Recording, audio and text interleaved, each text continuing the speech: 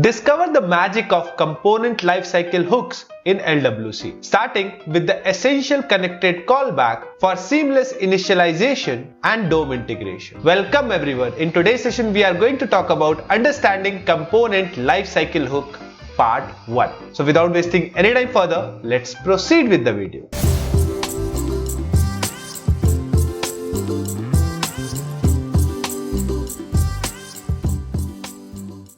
So first things first, what are lifecycle hooks? Lifecycle hooks are methods in an LWC component that are invoked automatically at different stages of a component's life.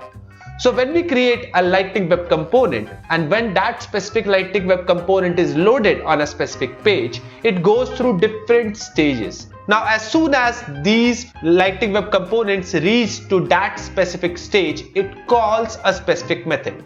Now these different methods are nothing but different lifecycle hooks. So lifecycle hooks are nothing but different methods that get called automatically as soon as a Lightning Web component reaches to a specific stage.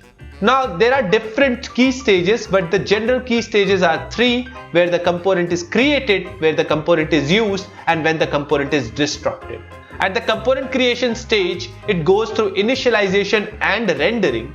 In the component use stage, interaction is taking place between the user and the interface, and some re-rendering also happens. Whereas in the component destruction stage, everything is cleaned up and removed. So now in these two videos, in these two parts of lifecycle hooks, we are going to cover up these different stages and those methods and how to use them in real life. So let's focus on connected callback. Connected callback is one of the lifecycle hook which gets called when the component is inserted into the DOM. Hence, it is invoked after the component is created and before the rendering begins. So after the component is created in the memory and before different components of it are getting rendered, during that time connected callback is getting called. So what are the use cases of it? It is basically used in situations where we want to fetch initial data, whether we want to set up some event listeners dynamically, or whether we want to initialize properties or variables. So all those tasks for the initial phase are handled in the connected callback. Syntax of connected callback. So the basic structure of connected callback is simple. It's a simple method and we put our logic inside that specific connected callback method. The example is given over here. Here you can see we are having a name variable assigned with nothing inside it, and in the connected callback method we are assigning a world value inside the name, and then we are printing connected callback invoked. So before we proceed ahead, let's check practically how the connected callback method works and how it appears over there on the Salesforce org. Okay guys, so here we are on our VS Code and you can see I have created a lifecycle hooks LWC. The name is lifecycle hooks. On the HTML part, I am simply having one h1 containing message. So this message is nothing but a variable. And this variable I have created in the lifecycle hooks JS. You can see it is initialized with no value inside it.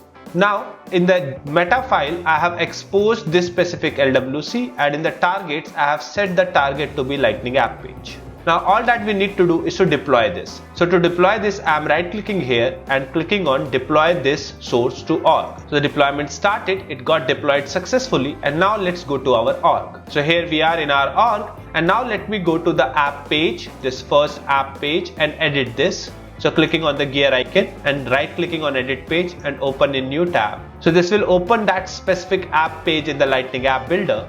Now on the left side, if I will collapse this, I can easily find the lifecycle hooks LWC. I can drag and drop it over here. You can see it's not printing anything. All I will do is save and go back to the app page and refresh and open it. So here I am refreshing. But how we will come to know whether anything is printing over there or not, right? So what I will do is I will open the console over here and I will go back to my LWC, and in the connected callback I will add a console message. So here I will first add a connected callback, and here inside the console I will print connected callback invoked. Now I will redeploy it, go back to the org and refresh it. Now sometimes our changes which we made over there will not reflect immediately over here. So in those situations, you just need to right click, empty cache and hard reload. But right now it is working. You can see connected callback is working here. So now what I'm doing is I'm changing the value of the message over here. So for that I will use this keyword. For any instance variable or any variable which is declared inside the class, if you want to use that variable inside any method, you should use this keyword. So this dot message, and I can mention here, welcome to proper Salesforce tutorials. Now go back to your org, right click and empty cache and hard reload. And now you can see the message is appearing here, welcome to proper Salesforce tutorials, and the connected callback is invoked. Similarly, connected callback is always used to initialize the value. Just imagine if you are doing some sort of integration and taking some value from the API and then using those value in different types of components in your LWC. Now in that scenario, connected callback is one of the best place from where you can initialize the value, because that will be initialized as soon as your LWC is created and before any of the component is rendered over there. Best practices for connected callback. Now the first and the most important tip is keep it lightweight. Avoid long running logic to prevent blocking rendering. So if you are using a lot of logics and long running logic inside your connected callback, that can block the rendering, which is going to be the next phase after the connected callback lifecycle hook. So you don't want it to stop. So don't use very complicated long running logic inside your connected callback. Initialize only once. So use connected callback for initialization task that needs to occur when the component is added to the DOM.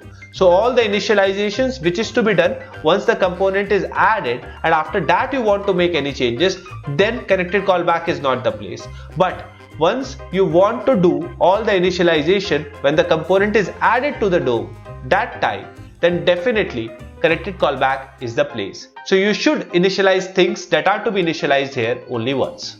Clean up the listeners in disconnected callback. Now this specific best practice is basically for disconnected callback, but in disconnected callback you should do this if you are adding event listener in connected callback. So if you have added event listeners in connected callback to different components, then you should remove those listeners in the disconnected callback.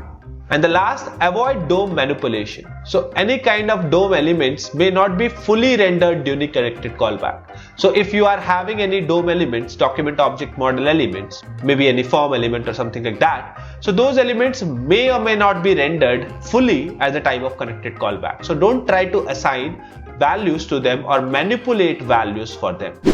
Common errors and troubleshooting. So one of the error is accessing undefined properties. So this is one of the issue that we might face in JavaScript codes or LWC, that we are using some properties that have not been initialized yet. So to overcome this, what you can do is you are having two different lifecycle hooks for that. You can use the constructor of the class or you can use the connected callback. If you have initialized properties over there, definitely you won't face this issue. Heavy computations.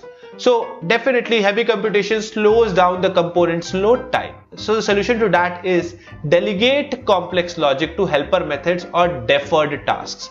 So you can create helper methods for you and you can delegate these logics to those helper methods, so that can reduce the burden from the connected callback. And network errors during data fetch. So this can be an issue if you are doing integration or API calls. So when an API calls fails during connected callback, in that situation, what you can do, you can handle errors. So you can use try catch block over there inside the connected callback, and you should handle it over there. Like what will happen if this specific API call fails. Now that marks the end of this session. See you soon in the next session. Till then, thank you and take care.